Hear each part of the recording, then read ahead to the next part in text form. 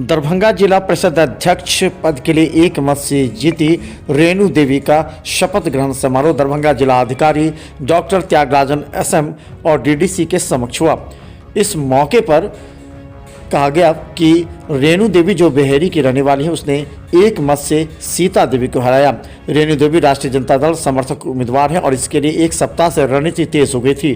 वहीं मोहम्मद अशरफ फातमी एनडीए की कमान संभाले थे और सीता देवी को अपना उम्मीदवार बनाया था, लेकिन सीता देवी एक मत से हार गई, जबकि 4 मत अवैध माने गए।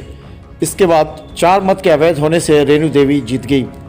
रेणु देवी का शपथ ग्रहण समारोह भी वहीं पर कार्यक्रम किया गया।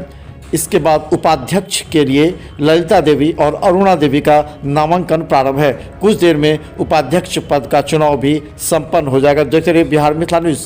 दरभंगा जिला परिषद की रणनीति विगत 15 दिनों से तेज थी, जहां एक तरफ ललित यादव, भोला यादव और उमेश राय ने कमान संभाली थी राष्ट्रीय जनता दल से रेणु देवी को जिताने की, तो मोहम्मद अशरफ फातमी को कमान मिला था एनडीए से सीता देवी को जिताने के लिए। हालांकि जैसे ही रेणु देवी जीती, अचानक सीता देवी की हालत बिगड़ गई। आनन फानन में उन्हें अस्पताल भेजा गया।